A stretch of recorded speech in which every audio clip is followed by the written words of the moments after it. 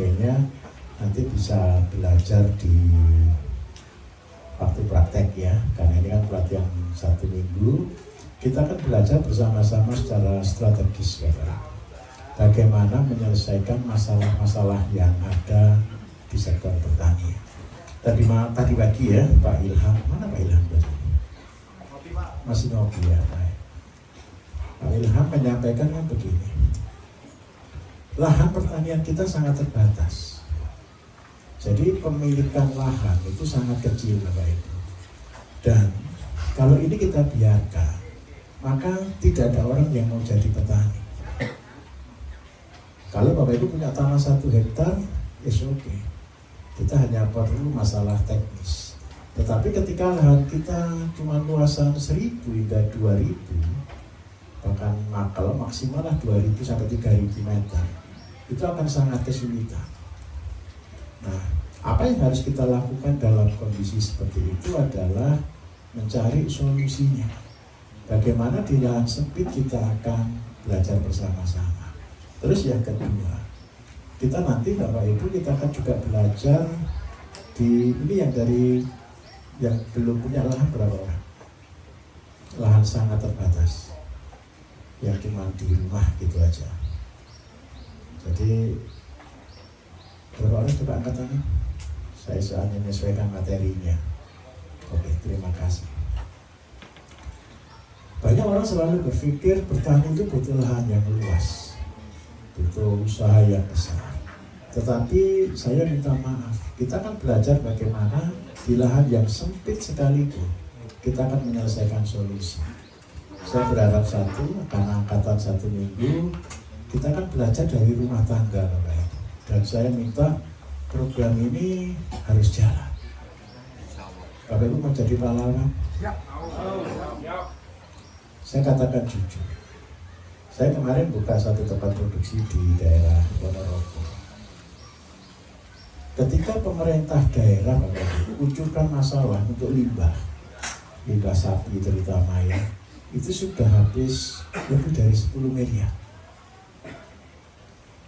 Dan tidak menyelesaikan solusi.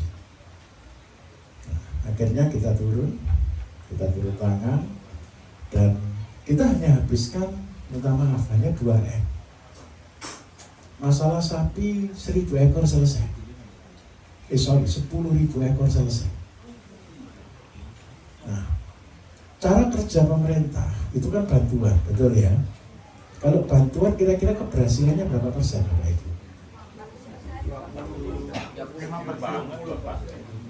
40% berhasil, 60% gagal, atau 10% berhasil, 90% gagal. Saya minta maaf, kita tidak boleh nyalahkan siapa-siapa.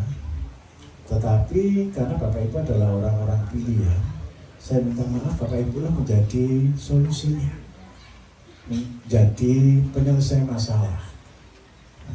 Kita belajar satu Bapak Ibu, bagaimana kita ngolah limbah. Limbah itu di mana-mana adalah masalah bagi yang tidak tahu. Tetapi limbah itu akan menjadi berkah ketika kita memahaminya. Limbah ini Bapak Ibu selalu menjadi problem setiap kota, bukan hanya Indonesia, seluruh dunia. Biaya pengolahan limbah itu luar biasa mahal. Dan tanda kutip menjadi objek bisnis kelompok-kelompok tertentu. Nah, karena itu saya minta tolong, kalau kita bisa mengatasi limbah ini, maka yang pertama kita akan menyelesaikan masalah kesehatan. Yang kedua, kita menyelesaikan masalah kemandirian. Dan yang ketiga, yang paling penting, kita akan melakukan efisiensi. Jikalau program ini masif dikerjakan, percayalah, triliunan uang negara akan selamat. Nah, saya minta maaf, negara kita memang belum siap untuk level ini. Tetapi kalau Bapak Ibu mau menjadi pahlawan, ayo kita bangkit sama-sama. Siapa yang mau datang rumahnya didatangi bupati minimal? Ada? buat menjadi penyelesaian masalah. Limbah masalah atau tidak? Masalah. Limbah ini Bapak Ibu selalu berasal dari rumah tangga. Dan kalau limbah ini kita selesaikan, maka hemat triliunan. Saya kasih contoh. Kalau Bapak Ibu iuran untuk kebersihan, setiap bulan kena biaya berapa? 20.000.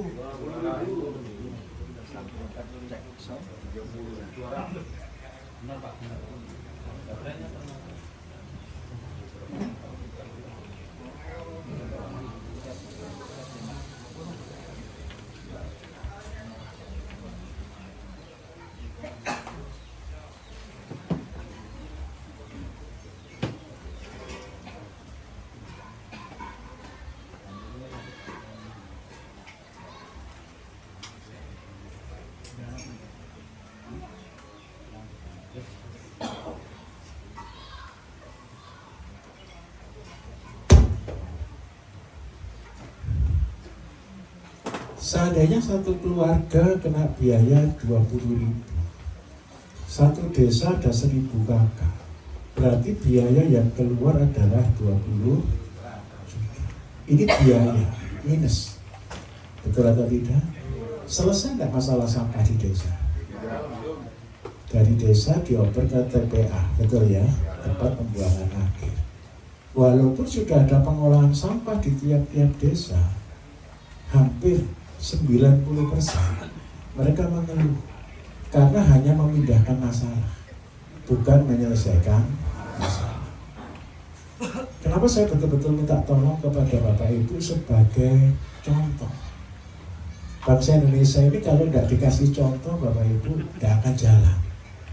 Sudah lihat aja dicemooh, belum ngeh. Karena itu ini loh biaya. Dan seandainya satu negara, kalau Jawa Timur, Jawa Tengah aja ada 15.000 desa Bapak Ibu. Kenapa saya tahu kalau data Jawa Timur, Jawa Tengah? Karena semua desa sudah saya datangi hampir. Ini ada 15.000 desa.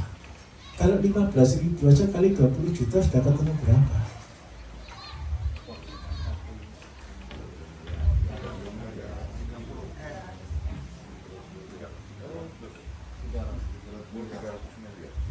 Betul atau tidak? Ini per bulan. Setahun?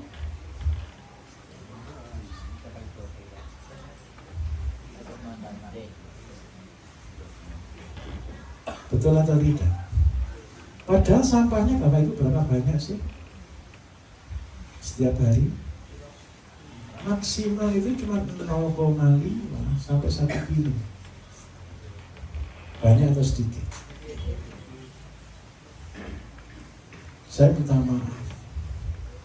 Yang hilang dari bangsa kita Bapak Ibu adalah tanggung jawab. Karena selalu orang berpikir, oh sampah saya cuma sedikit, 1 kilo. Tapi kalau ngumpul satu kota, banyak atau tidak? DKI Jakarta sehari Bapak Ibu 750 ton. Semarang yang kita juga kerjasama dengan lingkungan hidup sana, sehari 250 ton. Itu numpuk terus. Coba bayangkan, ini Jawa Timur, Jawa Tengah saja yang saya tahu. Kalau ini kita selesaikan sama-sama, kita hemat uang negara itu 3,6 triliun. Saya tidak jangkau Jakarta, Jawa Barat loh ya. Nah, terus yang kedua, sudah waktunya sekarang petani yang dari bawah yang menjadi solusi bagi bangsa. Ketika kami membuat satu statement petani mengubah peradaban bangsa, itu betul-betul kita akan mengubah semuanya. Saya ulangi, dari rumah tangga ini Bapak Ibu, percayalah, ke belakang semua akan berubah. Saya kasih lanjutkan. Apa yang harus kita lakukan? Saya buat program 10+1 yang tadi malam sudah ada datang gara-gara 10+1 ya. 10 plus 1 3 tahun jadi miliarder. Itu ngomongnya gampang Bapak Ibu. Aplikasinya sangat amat sulit. Tapi sebenarnya saya minta maaf, masuk rasional enggak? Masuk. Masuk. Di mana yang sulit? Selama 1 minggu ini Bapak Ibu selesaikan kasusnya. Tetapi mulainya saya 10 plus 1 ini sebenarnya wujud dari tanggung jawab. Karena saya punya prinsip dasar, siapa yang bertanggung jawab, dia akan mendapatkan rezeki yang berlimpah. Saya ulangi, siapa yang bertanggung jawab, dia akan mendapatkan rezeki yang berlimpah. Itu kata kunci Bapak Ibu. Jangan pernah dapat keberhasilan kalau kita tidak bertanggung jawab. Jangan mimpi jadi miliarder kalau kita tidak mau bertanggung jawab. Karena apa? Semua yang di bumi setuju tidak kalau ini hanya titipan. Saya ulangi ya, ini konsep dasar kalau diterima dalam pikiran dan hati Bapak Ibu. Semua yang di bumi hanya titipan. Berarti tugas kita dititipi, betul nggak? Kalau seandainya harta, berarti kita cuma jadi bendaharawan. Kalau seandainya Bapak Ibu pengolah yang baik, orang yang rajin, orang yang tekun, pasti dikasih tanah yang luas. Saya terharu dengan Pak Dr. Pur tadi malam ketika perkenalan, saya cerita ke saya. Ternyata dia disuruh ibunya loh jadi petani, yang tidak bisa baca nulis katanya. Dulu, sekarang sudah bisa. Coba bayangkan Bapak Ibu. Kenapa orang tua, walaupun Pak Dokter ini pasti sekolah kan, jadi dokter itu kan susah. Anak pinter jadi dokter kan gitu kan, kalau anak nakal dijamoni. Bener kan? Nah, saya kok pengen jadi dokter aja tidak keturutan nggak boleh. Tapi orang tuanya memberi satu statement yang luar biasa. Pergi ke Banyuwangi dan jadi petani. Coba Pak Pur ketika ngomong pertama kali ngomong itu beda cara saya ngomong Pak. Kenapa? Saya tidak boleh jadi petani. Gara-gara saya jadi petani itu Bapak Ibu saya harus minta maaf. Diolok-olok, disuruh ngitung, disuruh belajar lagi. Setiap hari diomongi terus sama orang tua bertahun-tahun. Karena saya dipikir saya jurusan ekonomi ya tidak bisa ngitung. Karena pas usaha yang rugi disuruh melanjutkan terus kan saya. Tetapi saya percaya tanggung jawab ini yang utama. 1 kilo itu berat atau tidak? Ngolah limbah 1 kilo. Tapi selama ini kita membuangnya dengan percuma, betul enggak? Kita harus tahu dulu, limbah kita itu dari mana. Ini tolong dipegang ya, supaya nanti ketika Bapak Ibu pelihara ayam tidak salah jalan. Limbah kita ini Bapak Ibu berasal dari makanan kita, betul atau tidak? Makanan kita itu baik atau buruk? Sehat atau tidak? Ya, minimal belajar yang baik lah, walaupun belum sehat. Ini mulai para kompetitor nyerang kita Bapak Ibu dengan alasan ayam cuma diberi makan nasi sisa. Mereka berpikir limbah itu cuma nasi sisa. Saya harus luruskan kembali. Bapak Ibu kalau belanja itu nih terutama belanja cuma nasi aja enggak Bu? Limbah kita ini ada karbohidrat yang berasal dari nasi. Kemudian ada proteinnya enggak? Ayam, daging, ikan, tahu, tempe, ada proteinnya kan? Terus yang hebat lagi ada bumbunya enggak? Bumbu itu apa? Rempah itu apa? Jamu. Saya ulangi, rempah itu jamu Bapak Ibu.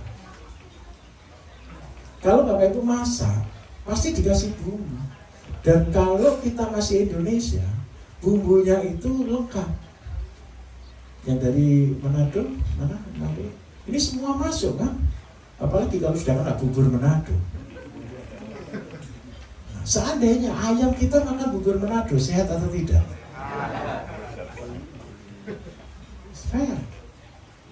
Saya sangat kagum dengan nenek moyang kita.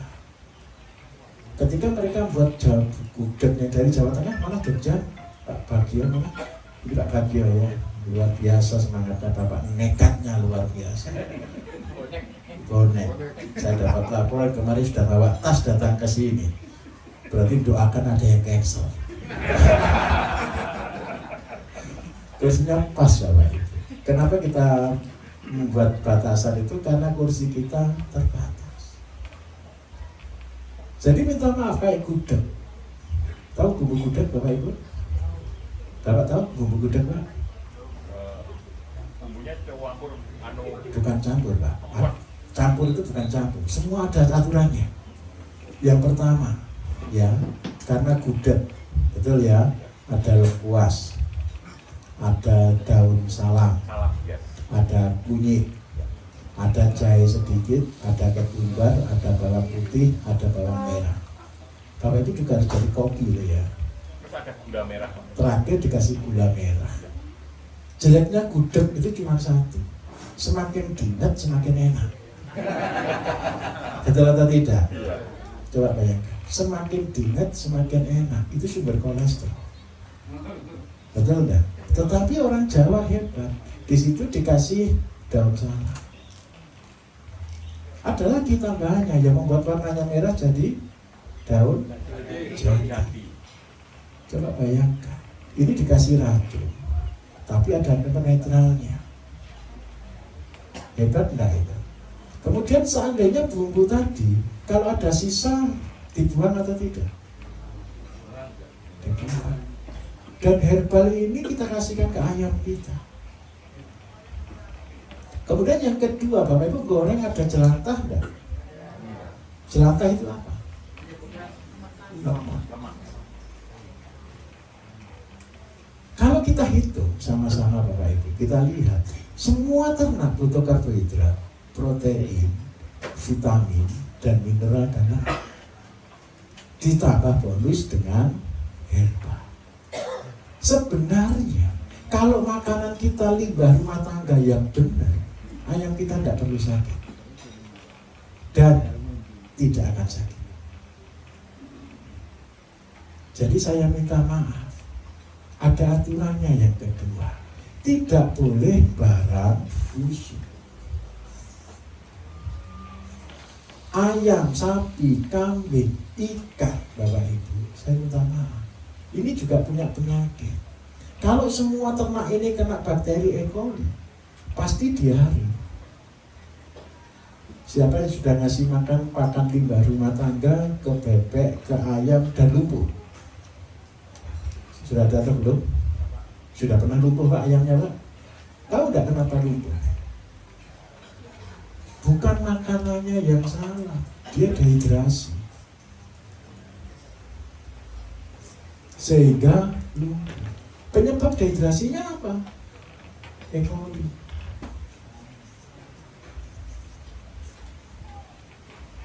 Jadi saya minta maaf, ayam itu tidak boleh dikasih makan barang busuk. Semua ternak kita tidak boleh makan barang busuk. Loh Pak, ini kan limbah kan kotor. Katanya siapa limbah itu kotor? Ayo kita nalar sama-sama. Ketika Bapak Ibu masak, ibu-ibu deh, jangan tanya bapak-bapak lah. Ibu-ibu masak, dimasukkan ke dalam tempat sampah, betul atau tidak? Mulai besok tolong jangan taruh tempat sampah di dapur. Tempat sampah ini membuat negatif thinking. Ini saya harus dasarkan Bapak Ibu supaya besok ketika Bapak Ibu buat ayam ini, Bapak Ibu tidak disalahkan orang. Karena ada undang-undangnya Bapak Ibu ke depan. Ternak itu tidak boleh dikasih makan barang busuk. Bahkan undang-undangnya lebih jelas lagi. Petani itu tidak boleh buat makan sendiri. Sudah ada, itu mulai tahun 2010 undang-undang itu. Bersyukur saja tidak keluar. Bukan nggak keluar, nggak disosialisasikan. Alasannya pemerintah sepele. Kalau pakan ini ngandung bakteri jahat dimakan orang, Bapak Ibu, itu sakitnya satu kampung. Contoh sapi makannya ada bakteri jahat di dalamnya, sehingga dagingnya terinfeksi dengan bakteri jahat. Itu yang sakit satu kampung. Kalau ngurus obatnya ternak sama ngurus obatnya manusia, lebih gampang obatnya manusia. Kenapa kok begitu? Kalau manusia itu yang minum satu orang. Tapi kalau ternak, satu dipotong, satu kampung yang makan. Karena itu Bapak Ibu harus main di sini dan benar basicnya. Tolong ya, ayam itu tidak boleh diberi barang busuk. Terus bagaimana caranya supaya tidak busuk? Kita awetkan. Pengawetan itu Bapak Ibu ada beberapa macam. Yang pertama, diberi garam. Jadinya ikan asin. Betul ya? Kalau di sayuran namanya asinan. Terus yang kedua, diberi gula. Jadinya manisan. Pernah makan manisan? Manisan diawetkan. Terus yang ketiga, diberi cuka. Kayak kalau Korea, kimchi. Nah, itu adalah metode pengawetan. Dari tiga ini, mana yang paling baik untuk ternak? Kalau Bapak Ibu ngasih makan ayam, garamnya tinggi, gagal ginjal dia. Serius Bapak Ibu, ginjalnya ayam kecil. Kalau nggak percaya silakan dicoba. Jagung rendam garam, coba dulu biar tahu. Jagung rendam garam, kasihkan ayam, besok pasti mati ayam. Kenapa kok mati? Gagal ginjal. Karena dia tidak bisa mengurai garam. Yang tidak bisa gagal ginjal apa? Bebek. Karena pencernaannya langsung, penyerapannya sedikit. Makanya bebek di pinggir laut makan ikan-ikan itu dia masih hidup. Tapi kalau ayam taruh pinggir laut makan ikan yang rasanya asin, selesai. Silahkan dicoba. Jadi yang tidak boleh masuk di sini garamnya. Bapak kalau sudah ada bumbu konsentrasinya kan kecil. Nah kalau itu diawetkan namanya tabung fermentasi. Fermentasinya yang kita pilih dari asin, gula, dan cuka adalah cuka. Cuka itu buatnya gampang atau susah Bapak Ibu? Gak usah dibuat, jadi sendiri. Contoh Bapak Ibu, air leri kalau kita simpen, kita biarkan, kira-kira asam atau basah? Asam. Semua lambung kita asam. Tujuannya lambung kita asam. Pernah lihat ayam yang makan paku Bapak Ibu? Pernah tahu gak ayam makan paku? Nanti kalau sudah piara ayam pasti tahu. Tahu-tahu besi paku itu bisa masuk dalam perutnya ikan, perutnya ayam. Dan percayalah, hancur. Besi aja hancur karena pH-nya bisa 4. Nah, tujuan fermentasi ini adalah membuat asam. Asam itu adalah pengawetan. Jadi, limbah rumah tangga harus dimasukkan ke tempat fermentasi dan ini adalah pengawetan. Terus yang kedua, ketika kita buat pengawetan model begini Bapak Ibu, saya minta maaf, terurai enggak nutrisinya?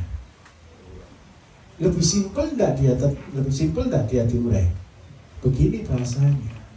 Kalau dia sudah diasam, maka nutrisi-nutrisi akan keluar. Dan ayam akan jauh lebih mudah mencernanya. Ini pengaruhnya kemana? Pengaruhnya ke FCM. Efisiensi makan. Nah, jadi saya minta tolong besok kalau buang limbah rumah tangga jangan pelit-pelit ya. Jangan ayam cuma dikasih tulang, itu jangan, kasihan. Anggap aja itu bagian dari hidup kita. Kasih sayur, kasih kulit buah, kasih ya sedikit lah. Kalau makan tulang tolong jangan dihabiskan. Ya jangan sak tulangnya. Nanti ayamnya lihat bapak itu nelongso dia. Ini kejam sekali jeraganku ini. Buat ayam bahagia. Nah inilah yang kita pakai untuk menyelesaikan masalah. Program 10 ekor jadi miliarder itu, kalau jadi miliarder itu bonus, jangan dikejar. Goalnya hanya satu, rawat yang baik. Kembali ke konsep rezeki. Siapa yang bertanggung jawab, dia akan dilimpahi dengan rezeki yang besar, berkah yang besar. Kalau Bapak Ibu tidak bertanggung jawab, jangan coba-coba pelihara ayam 100. Mana ya Roko Jambi kemarin? Jangan banyak-banyak. Gini loh Bapak Ibu. Ini siapa yang sudah pernah gagal dalam peternakan? Sudah pernah. Gini, saya kasih tahu ya. Rezeki itu datangnya dari mana? Setuju atau tidak? Tolong betul-betul digaris bawahi. Rezeki kita datangnya dari Allah, dari Tuhan. Itu kunci utama. Yang kedua, tugas kita hanya melakukan beban, tanggung jawab yang sudah ada di depan kita. Karena itu saya buat konsep apa yang ada. Apa yang ada itu adalah beban kita hari ini, sekarang. Gak usah aneh-aneh. Keluar dari apa yang ada, mengada-ada, cari masalah. Sebentar, saya ulangi, ini penting sekali. Keluar dari apa yang ada berarti mengada-ada, betul atau tidak? Yang mengada-ada itu berarti sedang cari masalah. Serius, ini sangat serius. Kalau Bapak Ibu sudah pernah rugi, sudah pernah bangkrut, tapi Ibu akan mengerti konsep ini. Kenapa saya mulai dari yang paling kecil? Saya dulu ambisi, Bapak Ibu. Saya orang yang ambisius. Saya mengerjakan visi untuk membangun pertanian Indonesia. Waktu itu yang saya kejar adalah saya harus punya uang. Saya harus punya modal. Dan saya mengejar waktu itu selalu saya kejar, saya jaga berkali-kali habis 12,5 M, cuma ini aja target saya. Saya harus bekerja, minta maaf ya. Saya SMA jadi tukang pijet Bapak Ibu. Uangnya hasil pijet saya buat bengkelas. Pak Bambang Iseng kemarin saya pas gereja dipikir, ini pekerjaan saya dari SMA Bapak Ibu. Gereja ngelas ini buat sendiri, saya sendiri kemarin Bapak Ibu, iseng-iseng nganggur-nganggur gitu ya, ini Pak Dokter saksinya ya. Gaji sendiri, karena saya dulu mantan tukang. Sekarang saya buat konstruksi yang efisien. Kalau Bapak Ibu nanti kepengen buat konstruksi, buat rumah yang irit, nanti saya ajari. Saya bangun bangunan lantai 4 itu harusnya anggaran per meter kan 4 juta Bapak Ibu, karena lantai 4, betul kan? Saya cuma buat 1 juta. Sehingga banyak kontraktor, banyak itu datang semua. Teknik sipil, lihat gimana caranya Pak. Saya bilang ngamurisasi, ya enggak ngamurisasi, dihitung. Bebannya harus dihitung semuanya Pak. Dan saya bersyukur alhamdulillah. Dari apa yang saya bangun akhirnya banyak kontraktor mulai membuat konsep yang sama. Bahkan dari alumni Pak, saya kerjakan proyek Bapak, ini saya kerjakan proyek Pak, saya ikut teorinya Bapak, boleh enggak ya? Boleh, saya ajarkan. Developer mulai bangun rumah irit-irit ya Pak, tapi berkualitas. Nah, saya minta maaf, ketika saya mengejar uang, saya dapat uang, saya buat peternakan, pertanian, perkebunan, dan percaya gagal total. Kenapa gagal total? Salah jalan. Yang ada dalam pikiran saya, ayam itu objek bisnis. Saya ulangi ya, ayam, tanaman, saya jadikan sebagai objek penghasilan dan minta maaf, salah jalan. Dan semakin saya tahu, semakin saya ambisi. Perbesar. Dan hasil terakhirnya kosong. No. Dari sana saya akhirnya berpikir, saya tidak mungkin bangun pertanian. Saya ulangi ya. Gara-gara saya sudah intensif, sudah ngoyo, waktu itu masih kimia 100%. Saya ahlinya. Saya kuliah itu tanam cabai, tanam bawang itu pekerjaan harian Bapak Ibu. Dan obat-obat kimia itu sudah 100%. Saya berapa kali dapat penghargaan dari Taiwan. Karena apa? Saya membawa pertama kali di Indonesia dan mengembangkan program itu. Hasilnya satu, nol. Untung rugi, lah terakhirnya nol. Dari sana akhirnya saya menyimpulkan satu kata, saya tidak mungkin bisa membangun pertanian lagi. Karena apa? Impossible. Tidak mungkin. Betul ya Pak? Ya?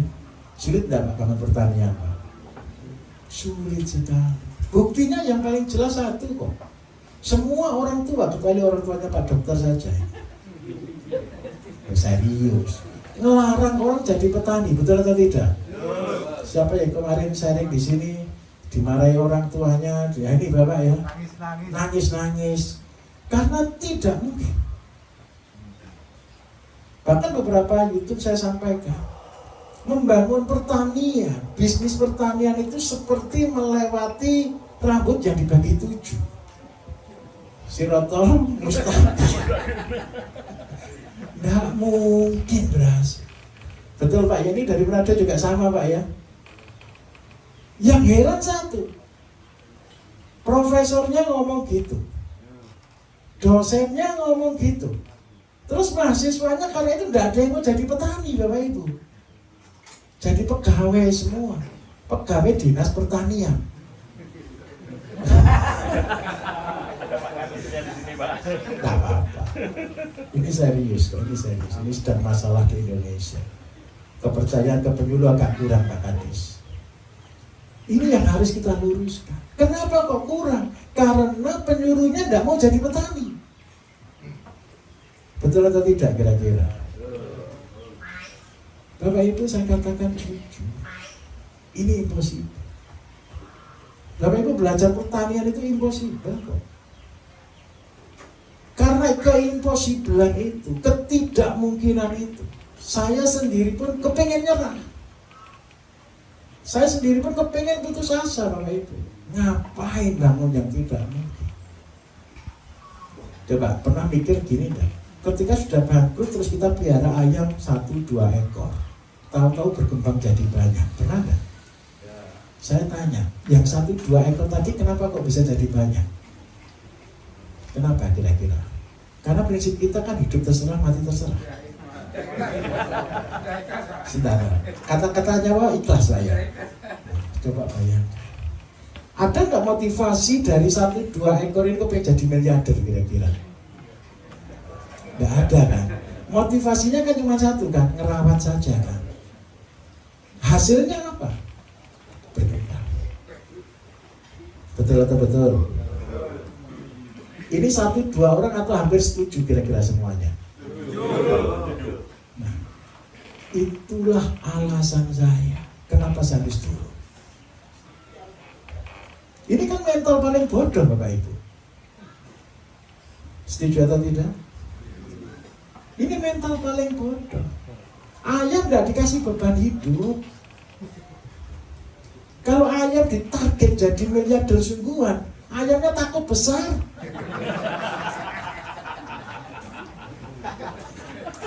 Kenapa ayamnya takut besar? Takut lihat tuannya. Wah, tuanku sih sadis. Tetapi ketika memperlakukan ayam itu dengan hati kita, memperlakukan ayam sebagai ternak titipannya Tuhan, titipannya Allah Bapak Ibu, beda. Jadi ayam bukan cuma dikasih makan, tapi ayam betul-betul dirawat. Nah, ketika saya tahu konsep ini, disinilah saya berubah. Ternyata bisnis yang berhasil itu bukan karena ambisi, tetapi karena tanggung jawab. Kenapa saya rawat ayam dengan baik? Tanggung jawab saya ke ayam. Kalau kepingin jadi miliarder berarti ayamnya banyak atau sedikit? Minimal 1000 induk. 1000 induk itu bisa penghasilan per bulan 160 juta. Ayam kalau kami 2000 induk. 2000 induk itu sekitar 300-an per bulan. Tapi tolong jangan pelihara 2000 induk langsung. Kaku. Nah, bagaimana kita bisa diberi ayam yang banyak? Syaratnya satu, tanggung jawab. Siapa yang setia perkara kecil Bapak Ibu, insya Allah akan diberikan perkara yang besar. Setuju atau tidak? Enak mana? Pelihara ayam 10 atau 1000?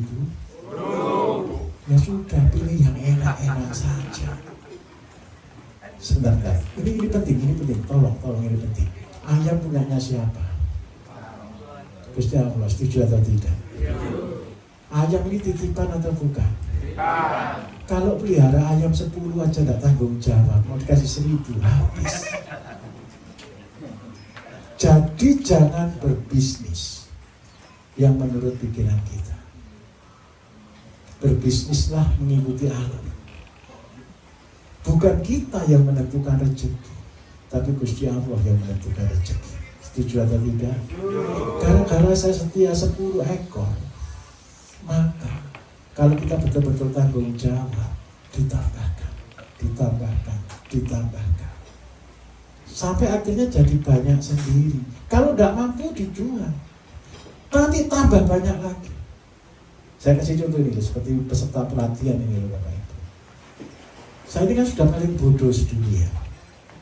Pelatihan berbayar di live kan, itu sudah bodoh atau pintar? Coba, nalar sama-sama. Sudah bodoh kan. Orang lain kalau boleh kan ilmu tidak boleh keluar kan, hanya untuk peserta kan. Karena itu kenapa saya harus live kan? Karena ini bukan punya saya, ini tanggung jawab saja. Saya tetap bahagia saja. Saya bilang Pak Bambang, tanya saya, Pak kita sampai kapan pelatihan? Sampai habis. Jeleknya apa? Waktu saya habis. Tapi saya bersyukur saja, saya cuma menikmati saja. Menikmati itu saja, bahagia saja. Ayam juga sama. Ayam ini yang membuat banyak bukan kita, Bapak Ibu, Gusti Allah. Tugas kita mengembangkan, memelihara, merawat dengan baik, dan percayalah, itu tugasnya Bapak Ibu diciptakan dan ada gitu. Betul atau betul? Coba nalar ke penciptaan awal. Kenapa sih Nabi Adam itu harus diturunkan ke bumi? Kan Gusti Allah sudah bisa menciptakan bumi, kan sudah terlalu bagus, betul enggak? Ada manusia tambah rusak atau tambah baik bumi? Kenapa kok harus diciptakan gitu? Kalau saya sampai putus asa itu mikir sampai ke sana Bapak Ibu. Kenapa saya harus lahir ke bumi? Tidak ada yang pernah mikir ke situ? Kalau sudah putus asanya ngetop itu mikirnya sampai ke situ. Maksud saya ya, kenapa saya harus lahir ke bumi? Apalagi kalau isinya orang gagal terus usaha gitu. Sudah ada pernah berpikir ke situ? Tidak, kira-kira jujur ini. Sudah pernah kan? Percaya, itu saya panjang di sini. Tujuannya nanti putus asa. Tetapi di sisi lain kita harus tahu tugas kita yang sebenarnya di bumi itu apa. Kalau menurut saya, karena kita diciptakan di bumi. Sebentar, saya luruskan lagi biar tidak salah ya. Bapak Ibu dulu ada yang kepengen lahir ke bumi enggak? Siapa yang dulu cita-cita, saya dulu kepengen lahir ke bumi gitu. Orang tua kita itu, kita jadi laki perempuan aja enggak tahu. Kita tinggi pendek juga enggak tahu. Betul atau betul? Tahu-tahu buat dan jadi gitu aja. Keluar apa yang disyukuri kan? Betul atau betul? Berarti jenengan datang ke bumi karena kepingin atau karena diutus? Ingat baik-baik kata kuncinya. Kalau Bapak Ibu pas kena masalah gagal dan sebagainya, ingat baik-baik. Ini adalah kekuatan kita. Saya datang ke bumi karena diutus oleh Gusti Allah. Jadi kan sama kan dengan saya kan? Berarti punya tugas tidak dikirim. Saya ulangi, punya tugas tidak dikirim ke bumi. Tugasnya apa? Penyelamatan, merawat bumi, merawat ternak, merawat semua yang ada di bumi dan menjadi baik. Tapi masalahnya juga satu, setan juga bekerja luar biasa. Nah, inilah tugas kita. Dunia, setan mengajari kita untuk hancur. Tugas kita membangun yang hancur. Ketika saya tahu konsep ini Bapak Ibu, saya mau katakan, saya mau bangkit. Walaupun cuma dengan tetesan darah penghabisan. Saya bangkrut dalam dunia peternakan 18 kali. Sampai di sini ada tulisan orang gagal. Yang paling ngeri kalau yang bicara itu teman tidur kita. Sampai takut tidur. Ditoleh integrated lagi.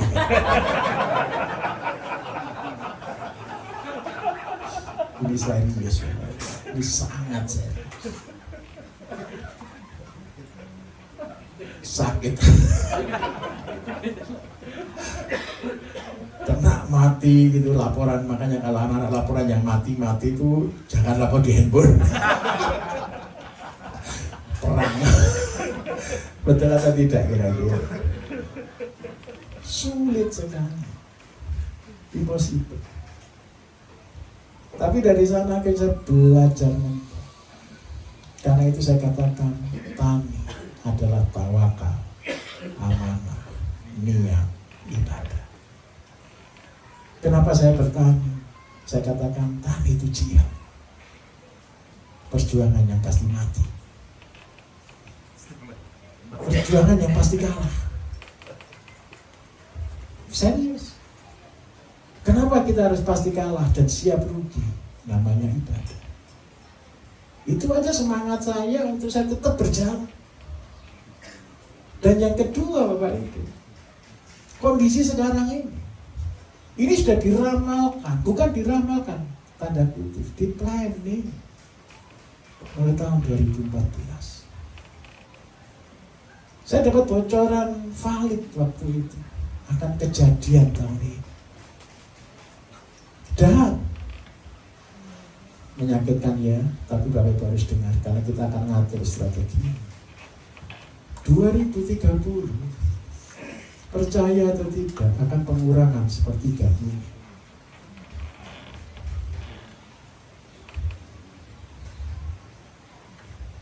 Terjadi pengurangan. Karena apa? Orang yang sepertiga ini dikatakan membebani bumi. Dan tanda kutip tidak berguna. Bapak Ibu mau bagian keluarganya Bapak Ibu disebut membebani bumi dan tidak berguna? Kenapa kok ini harus dihilangkan? Supaya beban bumi lebih ringan. Karena itu tahun ini akan perubahan ke AI.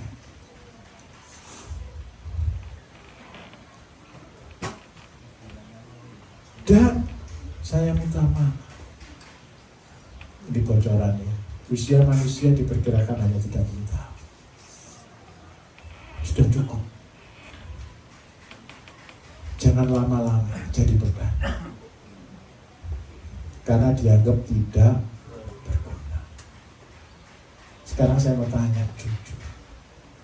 Anak usia 20 tahun ke bawah, Pak Dokter ada nggak punya pasien 20 tahun ke bawah kena kolesterol? Ada. Hipertensi?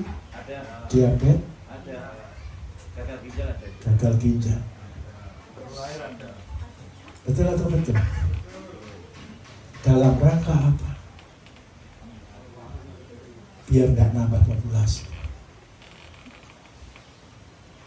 Terus yang kedua, kira-kira pabrik-pabrik besok gunakan mesin atau gunakan manusia?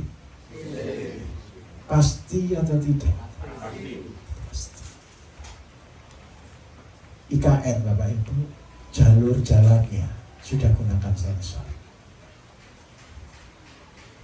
Tahu artinya apa? Tanpa supir. Berarti kira-kira Grab dan pasukannya kemana?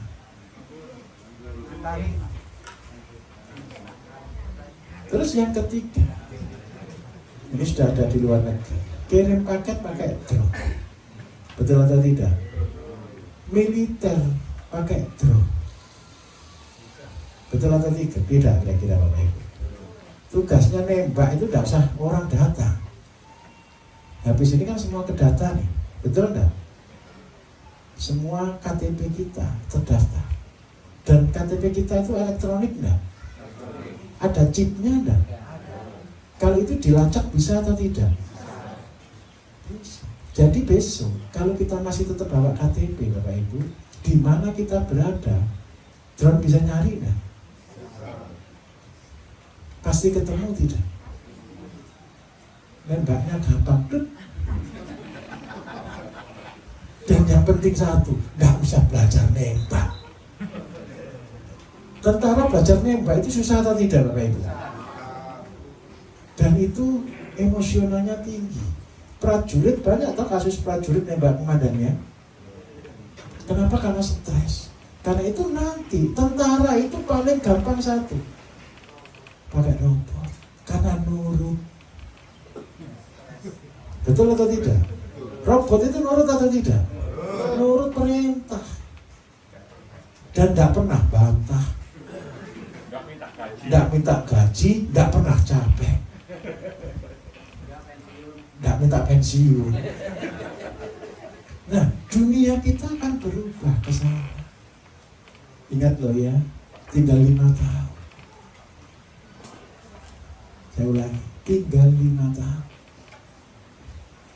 Saya berharap satu, saya ngajar, saya berharap sampai 2027 selesai, semua muncul jadi miliarder. Tolong Bapak Ibu yang beli robot jadi petani. Nah, saya kembali ke sini. Kenapa ini penting sekali? IQ bangsa kita Bapak Ibu dikatakan rata-ratanya cuma 78. Kalau IQ 78 diajak maju kira-kira bisa atau tidak? Mereka nyebutnya generasi micin. Sehingga stunting. Kasus stunting ini Bapak Ibu bukan karena orang tuanya tidak mampu ngasih makan. Kasus stunting ini karena anak-anaknya milih-milih makanan dan makan yang dia sukai. Setuju atau tidak? Jadi akhirnya IQ-nya ya 78.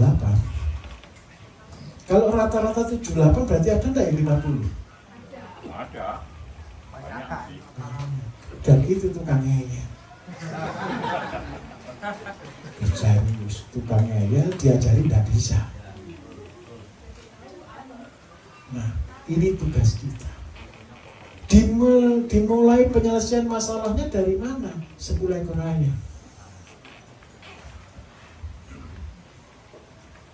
10 ekor ayam itu bukan cuma jadi miliarder.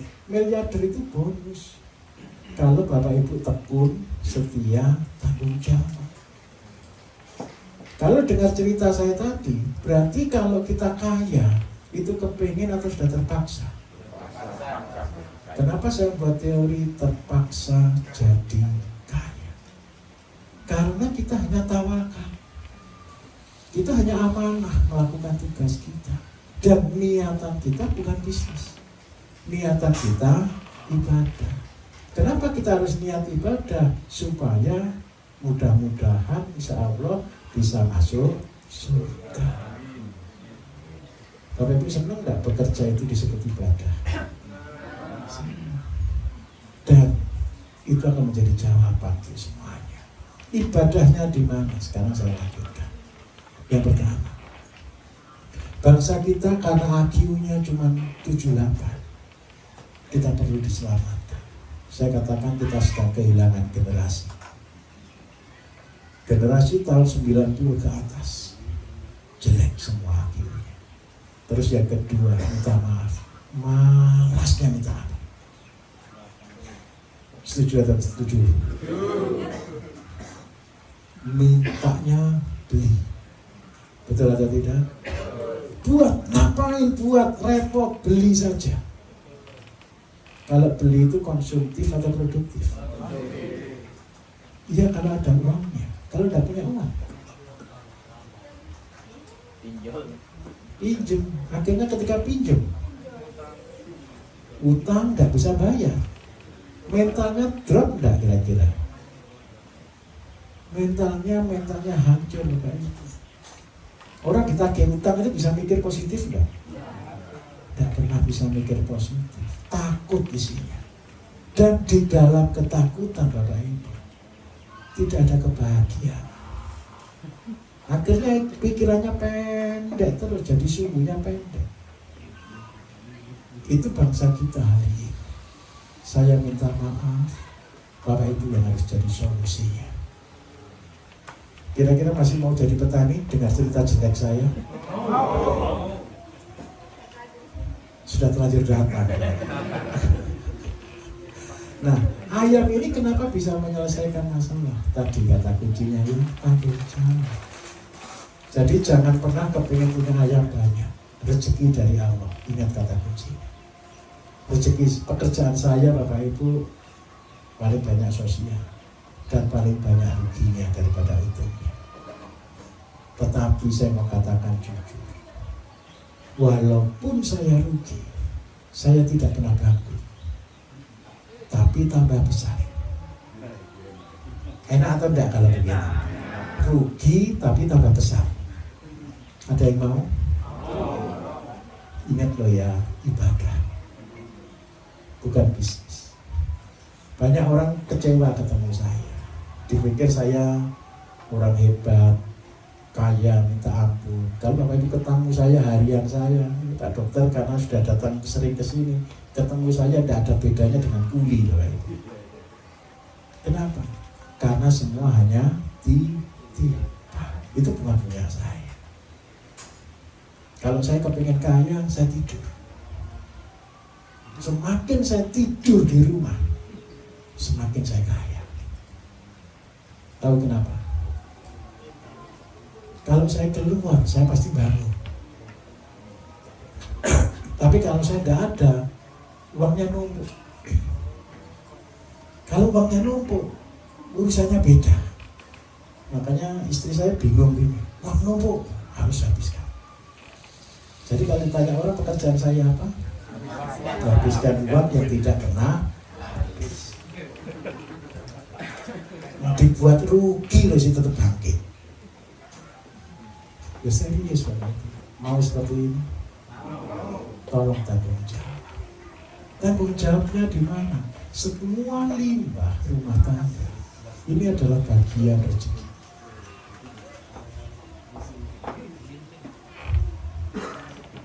Kalau bagian rezeki ini kita cuma buang, percayalah rezeki kita hanya segitu. Tetapi ketika rezeki ini kita berikan ke ayam, jadi pakan, ternak, bermanfaat enggak? Minimal satu. Ayamnya enggak usah jadi miliarder dulu deh. Karena ayam 10/1 saja. Kenapa ayamnya 10/1 Bapak Ibu? Tahu enggak alasannya? Yang paling dibuahi berapa persen? Maksimal 50%. Kenapa saya buat peraturannya 10/1? Ada teorinya. Yang jadi Bapak Ibu hanya 50%. Berarti yang 50% ada dibuahi atau tidak? Tidak dibuahi. Berarti untuk apa? Dimakan telurnya atau dijual telurnya. Betul atau tidak? Kenapa saya rancangnya begini? Tujuan saya satu. Seandainya setiap bulan ayam itu bertelur 10, berarti setiap bulan produksi telur kita berapa Bapak Ibu? 100. tolong yang 50 ditetaskan, yang 50 dijual. Untuk apa? Pakan. Orang seringkali berkata, jual telur itu Pak bikin malu. Karena cuma 50 butir. Saya minta tolong, jangan jual telur biasa. Telurnya harus berkualitas. Nanti kalau sudah jamnya tolong diingatkan ya. Saya kalau ngajar sering lupa jam. Kalau Bapak Ibu cuma jual telur ayam kampung biasa, semua orang jual. Tapi Bapak Ibu harus jual telur ayam kampung yang berkhasiat sebagai obat. Sebagai obat apa telur ini? Sebagai obat hati, liver. Karena kita sedang ciptakan albumin tinggi di dalam tubuh. Kenapa saya harus ciptakan albumin ini mulai tahun 2008 Bapak Ibu? Yang pertama satu, siapa yang hobi begadang? Siapa yang hobi begadang? Siapa yang kerjanya minta maaf 2 atau 3 shift? Ada nggak di sini? Ada. Sering kerja malam juga Pak ya? Saya minta maaf. Sering kembung enggak Pak? Kadang-kadang kembung. Kembungnya bagaimana rasanya? Kayak penuh. Betul enggak? Sering enggak yang sebelah kanan gini kadang-kadang kayak bengkak keras gitu Pak? Sebelah kanan itu apa dok? Organnya dok? Perut sebelah kanan ini dok? Liver. Tahu ya kira-kira livernya bermasalah, tahu enggak Pak ya? Oh kena fatty liver. Karyawan rata-rata kena itu. Coba bayangkan. Ini bukan saya yang ngomong ya. Saya juga ngomong kiri, saya dimarahi orang Bapak Ibu. Loh kalau orang gitu enggak boleh kerja malam, bukan enggak boleh kerja malam. Kalau sudah tahu itu efeknya ke penyakit, saya minta tolong jangan sampai sakit. Ingat ya peraturan kemarin ya, petani dilarang sakit. Kalau petaninya yang sakit, nanti siapa yang ngasih makan bangsa ini? Fatty liver ini Bapak Ibu, obatnya seperti namanya albumin. Albumin itu Bapak Ibu mahal sekali. Kalau Bapak Ibu masuk rumah sakit disuntik albumin 1 mili berapa? 800 ya dok ya? Enggak tahu saya. Sekali pakai 2 juta. Ikhlas enak mana? 2 juta atau beli telur? Enak mana? 2 juta atau 2.000? Sama-sama duanya, beda nolnya. Nah, ketika Bapak Ibu buat telur, telurnya jadi obat. Dan minta maaf, ini akan menyelamatkan banyak orang. Ribuan orang akan diselamatkan. Anak-anak muda Bapak Ibu yang hobi game, itu lupa waktu. Dan saya jamin 100% minimal kena fatty liver. Dan kerjanya hati ngoyo. Dan kalau itu dibiarkan, selesai. Ayam ini Bapak Ibu, pertanian ini, kita sedang menyelamatkan generasi. Dan itulah ibadah. Kenapa saya katakan itulah jihad? Walaupun sulit jalannya, walaupun melewati sepertujuh rambut, tolong lakukan. Karena apa? Kita sedang ibadah yang besar, penyelamatan generasi. Pak, tolong nanti pelihara ayam Pak ya. Teman-temannya suruh beli. Jangan mahal-mahal. Supaya apa Bapak Ibu? Itulah ibadah. Apa sih kebahagiaan kita nanti? Coba bayangkan. Bapak Ibu punya obat yang berupa makanan, dimakan orang banyak, kemudian orangnya jadi sehat. Kira-kira Bapak Ibu bahagia enggak lihat itu aja? Bahagia. Dan percayalah, pahalanya ngalir. Betul atau betul? Kalau sudah begini, ya kita jadi orang bodoh ya. Saya jadi kita jadi orang bodoh, mikirnya enggak usah pakai otak. Mikirnya langsung aja. Kita pelihara ayam, punya telur, telurnya obat, dimakan orang, orangnya jadi sehat. semua limbah kita selesai. Kira-kira Gusti Allah seneng nggak lihat itu? Kalau Gusti Allah seneng, kira-kira menurut Bapak Ibu ayatnya ditambah atau tidak? Pasti atau tidak? Ya sudah, itu kuncinya.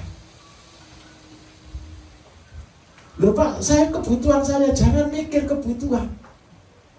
Loh Pak, beban saya hidup, jangan mikir beban hidup. Saya cari doanya. Doanya cuma begini. Gusti Allah, saya dulu datang ke bumi bukan karena kepingin. Sebentar. Bapak Ibu pernah nggak diutus oleh perusahaan pergi? Diutus itu dikasih sangu enggak? Kalau tidak dikasih sangu berangkat atau tidak? Ya sudah, itu aja rumusnya. Mau perusahaan aja ngirim orang itu loh, tanggung jawab kok. Apalagi Gusti Allah masa tidak tanggung jawab? Sebentar, nalar dulu. Ini cara orang bodoh Bapak Ibu. Karena apa? Satu kata kuncinya. Yang nyuruh kita datang ke bumi bukan karena Bapak Ibu kepingin lahir ke bumi. Itu diutus, betul enggak? Karena itu saya katakan Bapak Ibu ini adalah utusannya Allah. Setuju atau tidak? Di mana kata kunci kita ini utusan? Karena kita tidak pernah kepingin dilahirkan. Tahu-tahu ada. Makanya bayi itu selalu menangis. Kalau tidak nangis harus dipukul. Supaya apa? Supaya dia sadar kenapa saya lahir ke bumi. Tolong, itu kata kunci Bapak Ibu.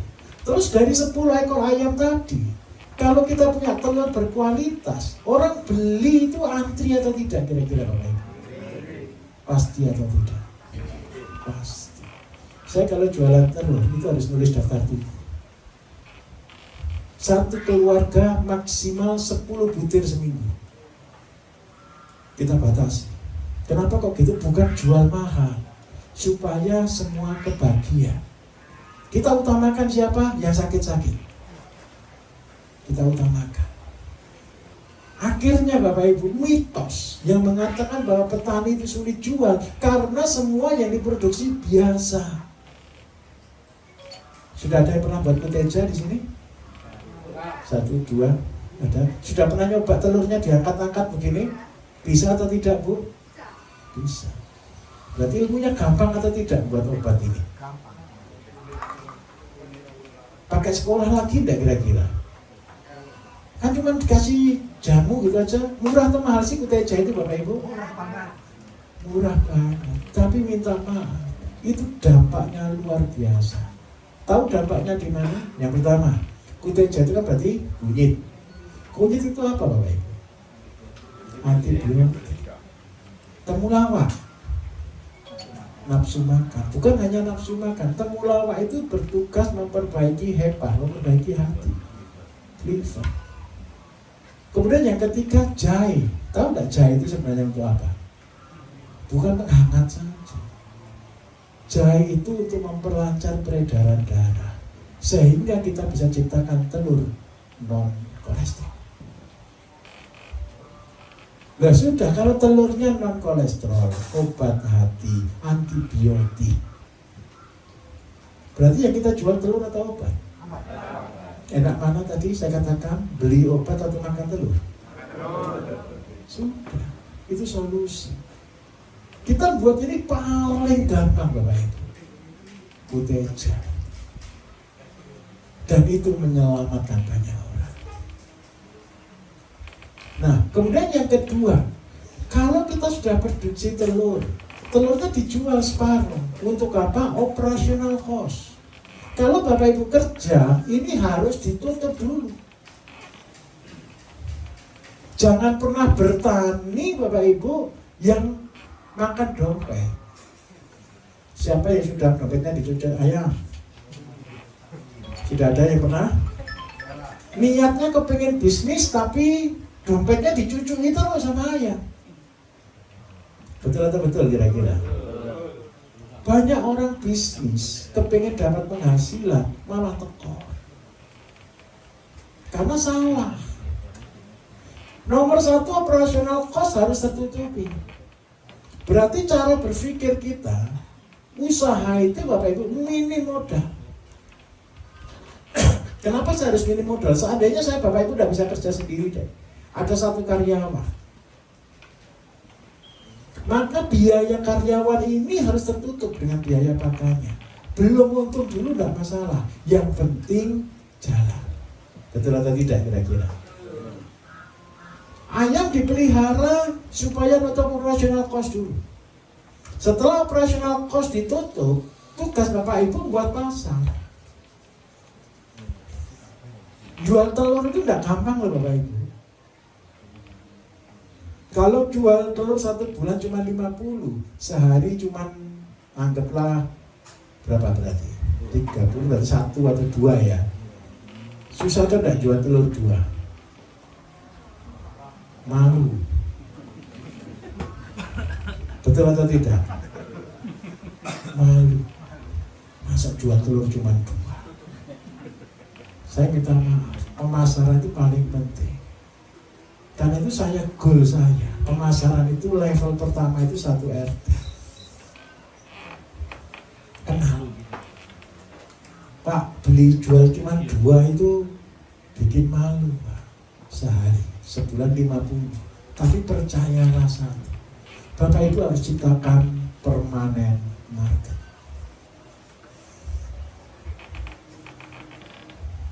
Mulainya jangan besar-besar, kecil tapi jalan. Kecil tapi jalan, kecil tapi jalan. Setelah jalan, dia membentuk satu lingkaran. Dan lingkaran ini semakin besar, semakin besar, semakin besar. Ini namanya benih. Sip. Bapak Ibu pernah menanam pohon jati? Bibitnya besar atau kecil?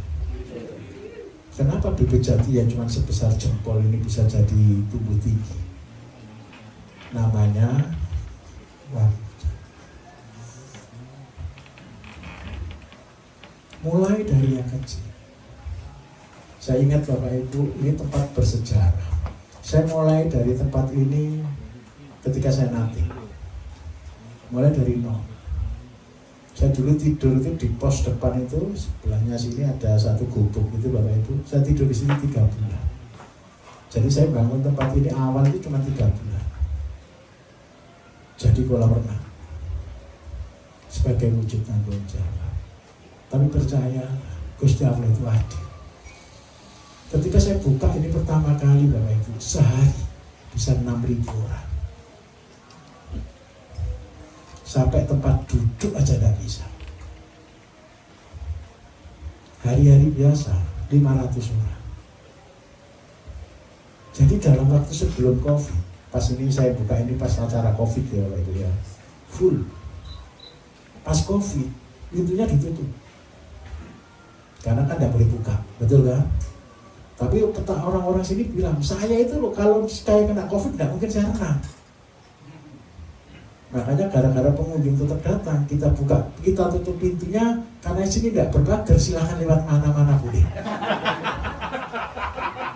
Pintu ditutup lewat mana-mana. Oh, iya kan, yang penting ditutup. Perkara masuk lewat mana-mana kan terserah kan Pak? Enggak menyalahi peraturan. Tidak menyalahi peraturan. Pintunya dijaga polsek. Tapi yang pintu lain-lain ada, ya tetap ramai. Saya mengatakan jujur, satu usaha ketika kita jalankan dengan tanggung jawab, percayalah, balik modalnya cepat. Dari sana akhirnya berkembang hingga hari ini. Dan ini pun sama, ayam pun sama. Mulai cuma 10, Bapak Ibu ciptakan permanen market. Kenapa harus kita ciptakan permanen market? Supaya Bapak Ibu tidak makan biaya pemasaran. Petani itu yang paling membuat rugi Bapak Ibu karena harganya ditentukan oleh tengkulak. Betul atau tidak? Semakin panen Bapak Ibu banyak, semakin Bapak Ibu akan ditekan. Tetapi kalau Bapak Ibu setiap hari produksi, setiap hari ada, walaupun kecil, Bapak Ibu akan diharapkan. Kalau yang telurnya 1 bulan cuma 50, ya datang tengkulak atau pembeli.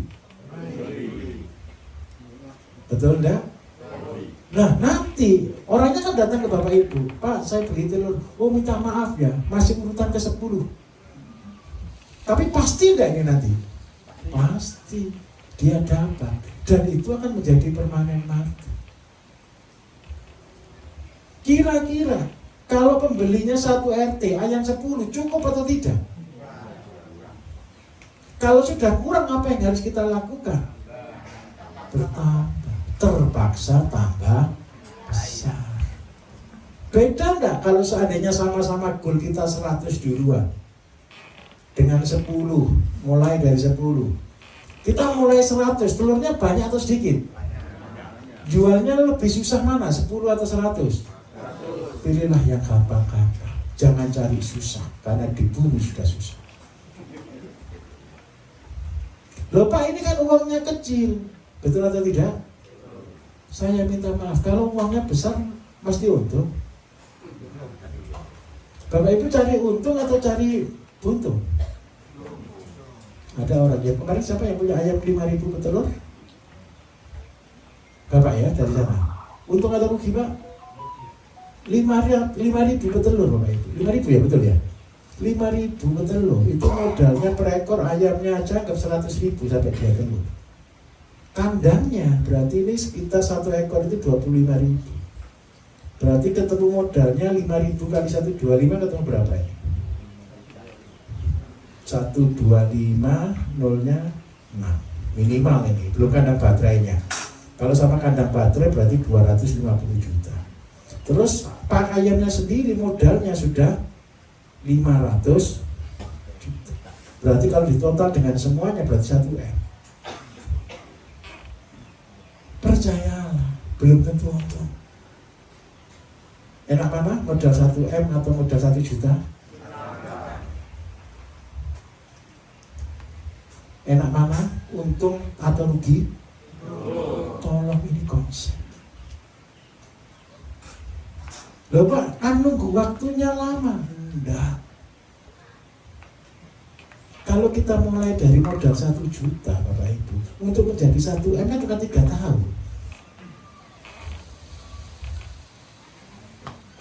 Betul atau betul? Bank mana yang mau ngasih investasi kita 1 juta menjadi 1M 3 tahun? Pasti bangkrut. Betul atau tidak? Kenapa dikasih nama bank Bapak Ibu? Itu ada, kalau kita bangkrut belakangnya itu rata-rata di situ.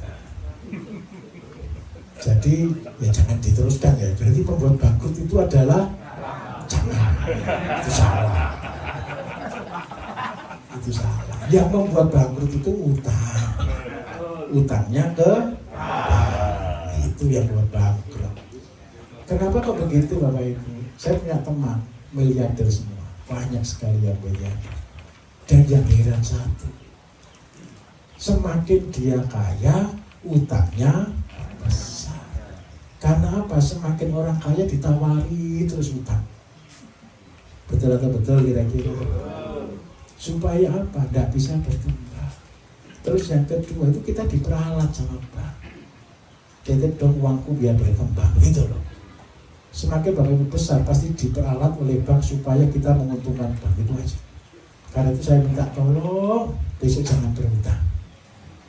Boleh ya? Pak sudah terlanjur berhutang nanti ditutupi pelan-pelan dan setelah tulis tutup tidak terima hutang. Mandiri. Ini penting.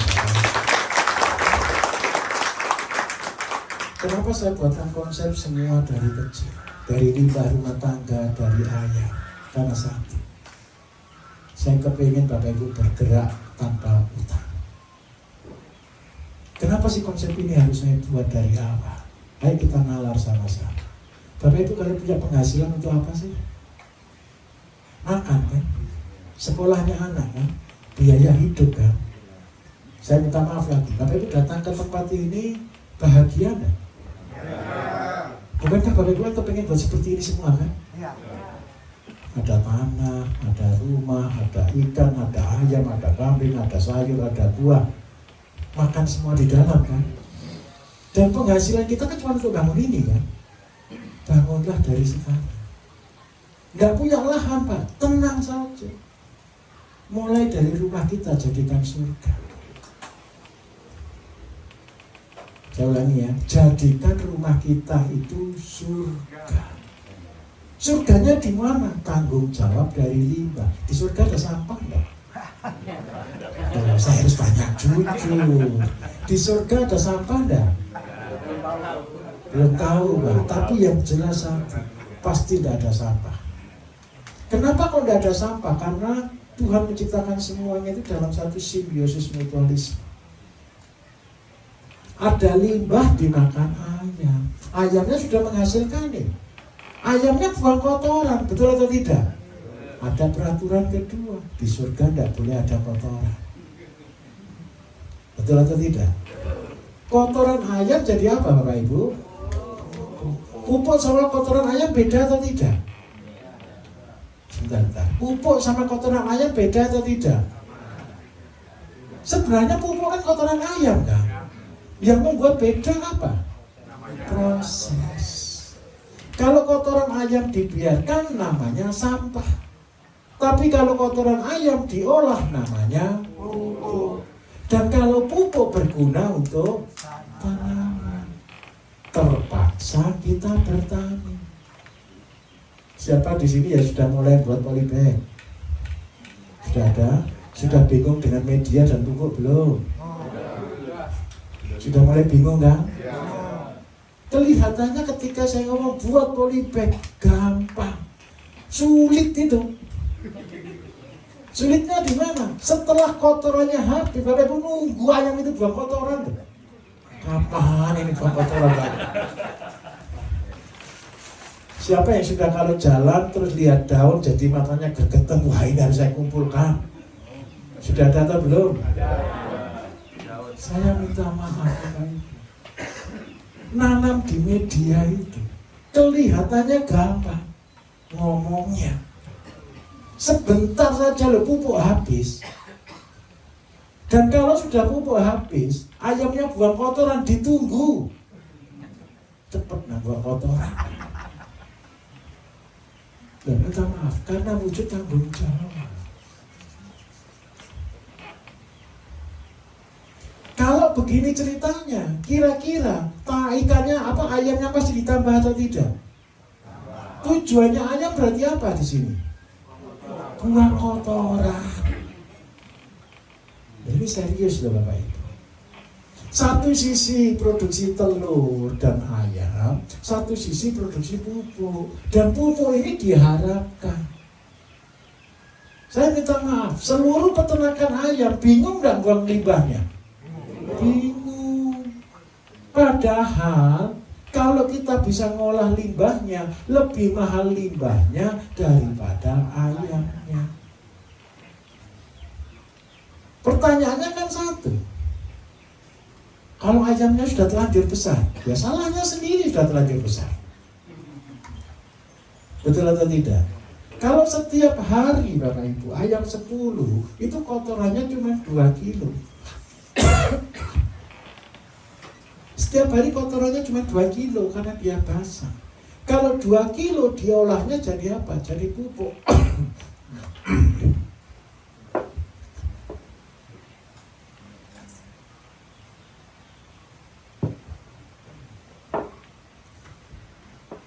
Pupuk ini Bapak Ibu buat pertama. Tadi Pak KP sudah jelaskan.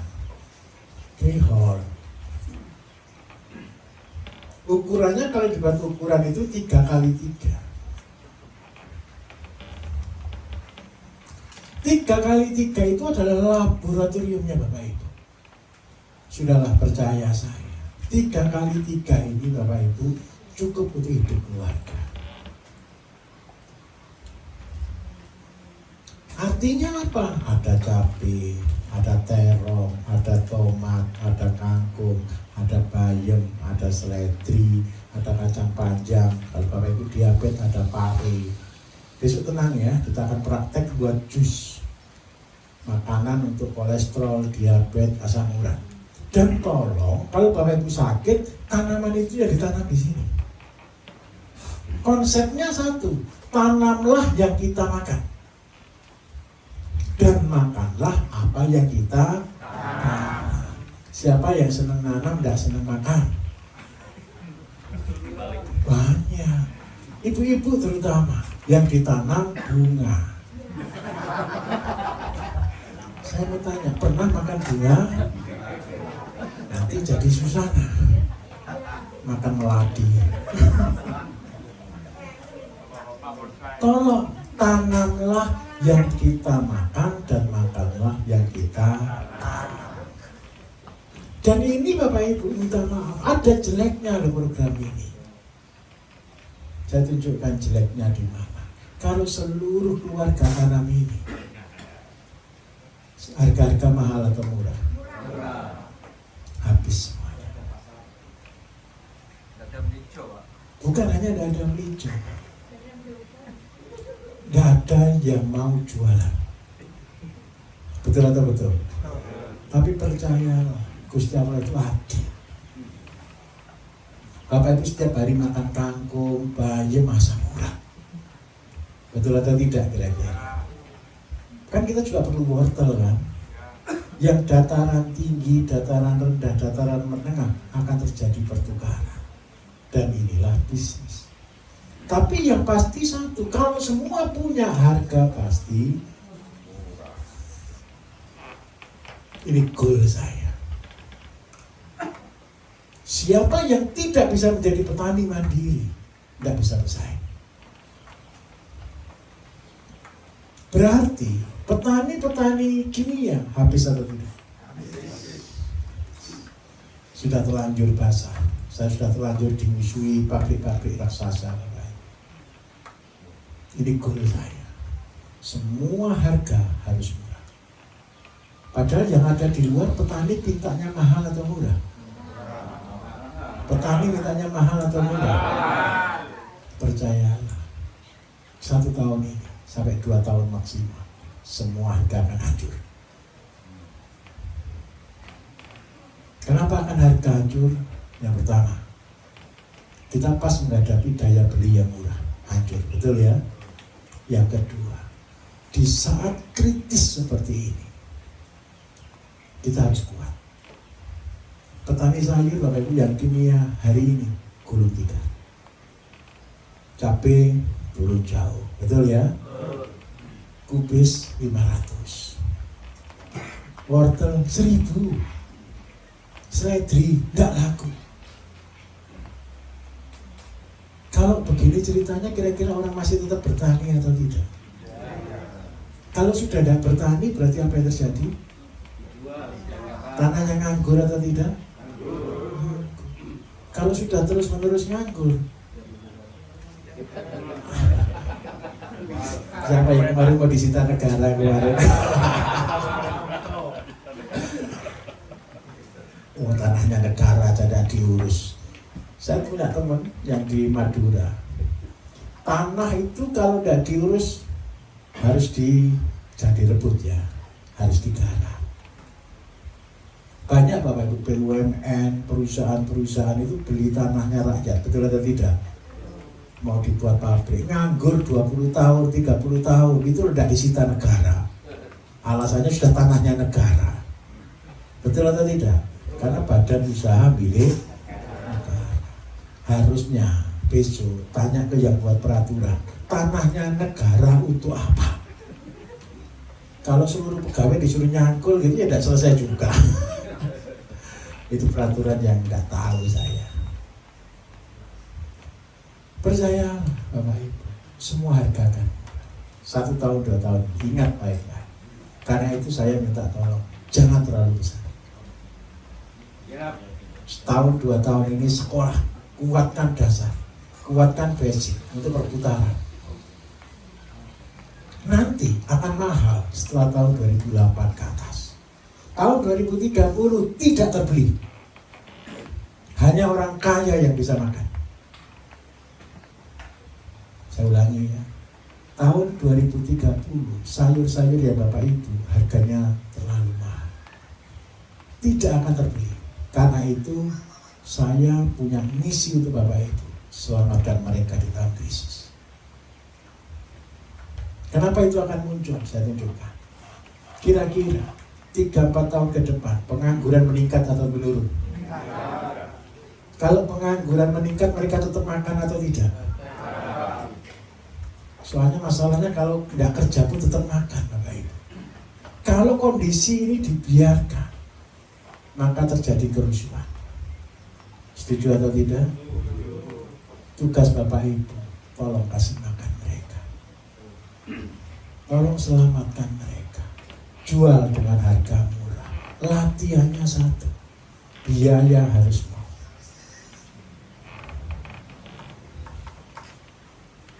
Kalau kita bisa jual harga murah, dan harga tahun 2030 semua mahal, percaya luar negeri pun butuh makan.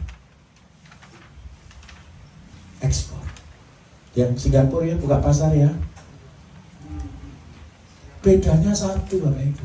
Kalau di Indonesia 1000, di Singapura sama-sama 1. Bedanya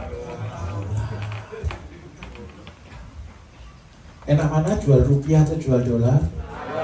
Saya minta tuh, produksilah rupiah, jualah dolar. Karena itu nanti Bapak Ibu akan tergabung di koperasi kita. Dan kita akan ekspor. Amin. Goal kita adalah ekspor. Masalah terbesarnya satu, ekspor itu butuh kualitas terbagus. Butuh kuantitas terjamin, produktivitas terjaga. Latihan dulu. Pak Kabit tadi jelaskan, setiap hari tanam, setiap hari panen. Latihannya dari situ. Apa yang kita latihkan? Pikiran kita, mindset kita. Siapa di sini yang betul-betul sudah petani, ada enggak? Bapak ya, Pak, kalau seandainya punya tanah 1000 meter, cara garapnya bagaimana? Nanamnya sehari atau semua, Pak? Kenapa kok semua, Pak?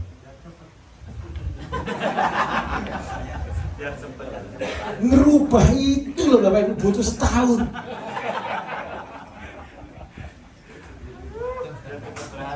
Serius Bapak Ibu. Orang itu sering ngeluh ke saya kan begini, Pak, nggak ada tukang cangkul. Betul atau betul? Karena dikerjakannya 1 hektar. Betul enggak?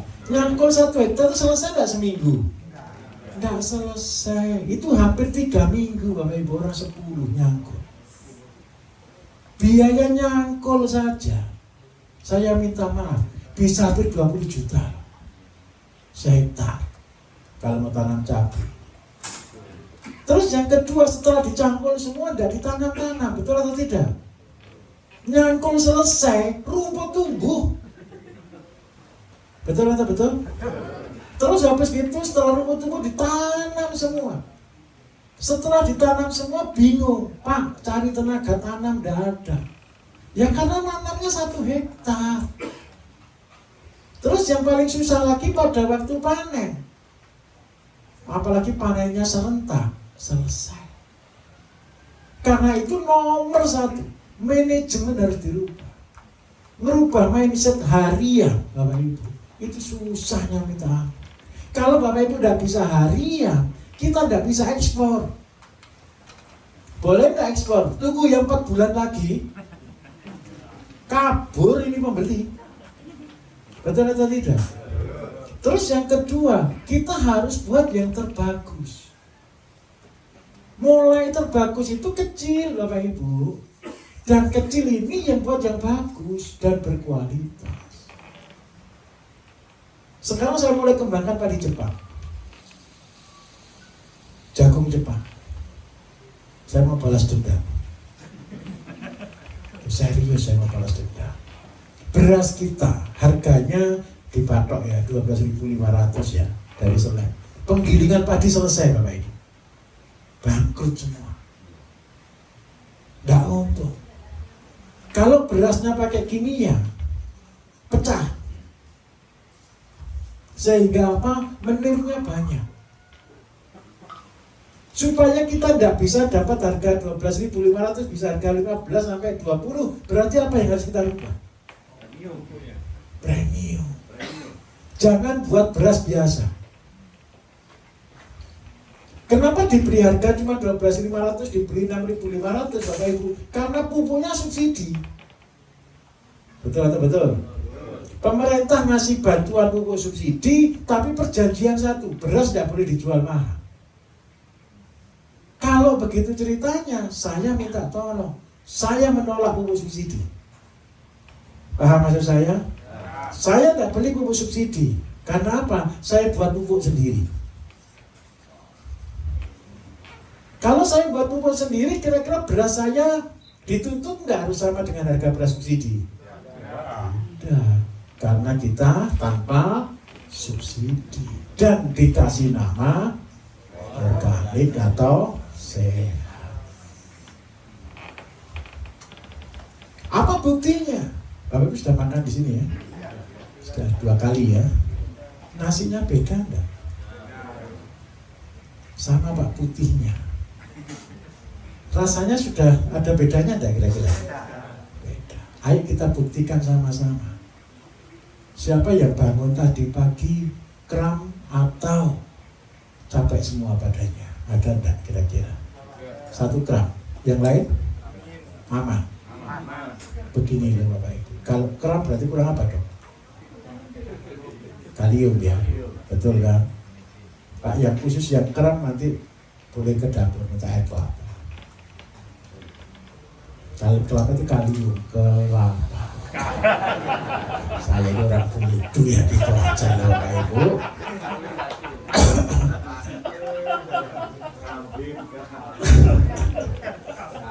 Terus yang kedua, beras yang Bapak Ibu makan, saya minta maaf, beras itu sumbernya vitamin apa? Harusnya orang yang makan beras tidak ada capek, karena semua obatnya neuro. Jadi daripada yang beli neuro, makan nasi saja cukup. Tapi syaratnya satu, berasnya salah satu trik gawat itu tidak akan capek walaupun jam 7 sampai jam 10, setengah 11 nanti malam. Nomor 1 beras. Yang kedua, yang membuat badan kita fit itu vitamin dan mineral.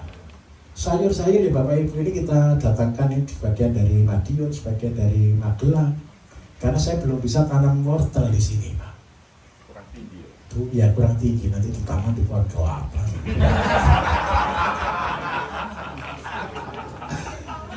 Pakai tower. Kita bersyukurnya satu, daerah teritorial mempengaruhi tanaman apa yang kita tanam. Nanti bapak-bapak bahagia di sini, sering makan terong belut. Nanti balas dendamnya di rumah. Ini serius. Nah, dengan cara ini Bapak Ibu saya minta belajarlah tanam harian. Tanam harian itu apa yang kita rubah? Merubah jadi petani konvensional menjadi petani produksi pabrikan. Kalau Bapak Ibu tiap hari tanam, berarti tiap hari itu kayak pabrik atau bukan? Ini petani atau pabrik pertanian? Siapa yang kepengen punya pabrik dalam hidupnya? Semua harus punya pabrik. Nanti karena ayam kita telurnya rutin, produksinya rutin disebut pabrik ayam. Kotorannya diolah jadinya pabrik. Sayurannya disebut pabrik sayur. 1 macam 1 bagian, 2 macam, 3 macam, 4 macam, sampai punya tanah 1 hektar dengan 10 varietas. Tempat kita jadi apa dong? Supermarket sayur. Modern atau tradisional? Tapi tolong, modern itu bukan alat. Modern itu bukan investasi. Modern itu sistem. Coba bayangkan dulu Bapak Ibu, pupuk punya, benih buat, produksi harian. Kira-kira kerja kita teratur atau tidak? Tolong besok beli kursi direktur 1 taruh di sawah. celana pendek pakai dasi.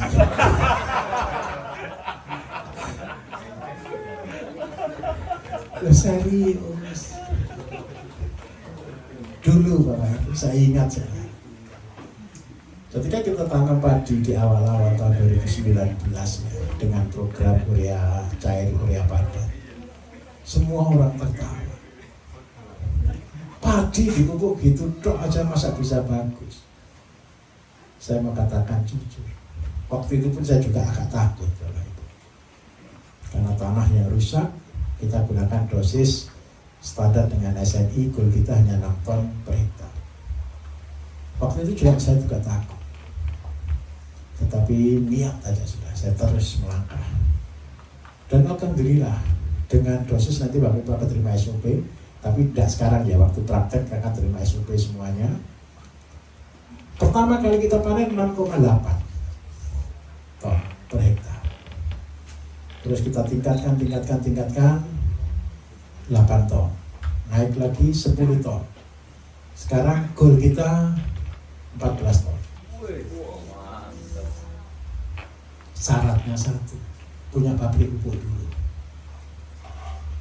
Paham maksud saya? Seberapa? Oke, saya sampai di sini dulu ya. Nanti Bapak Ibu sedikit-sedikit saya lanjutkan di sini dulu. Kalau kepengen produksi tinggi, berarti makanannya harus tinggi dah. Enak mana seminggu sekali atau tiap hari makan 3 kali? Siapa yang mau 1 minggu sekali makan 1 bakul? Nggak ada ya. Saya minta maaf, tanaman, ternak itu juga sama dengan kita. Kalau dikasih banyak percuma. Habis dipupuk banyak, pupuk padi biasanya berapa kali? Ada petani padi tidak di sini? 2 Habis dipupuk terus hujan. Dadah, gitu kan? Ada yang sawit di sini? Habis pupuk sawit terus kehujanan. Selamat tinggal. Pajero, kalau sudah di atas 100 hektar kan Pajero masuk jurang setiap tahun. Karena itu saya minta tolong, kita akan merubah konsep semuanya. Kita belajar dari nol, Bapak Ibu, step by step sampai semua berhasil. Oke, Mas yang ini sampai di sini dulu. Kita akan makan siang dan semuanya. Terima kasih. Wassalamualaikum warahmatullahi wabarakatuh.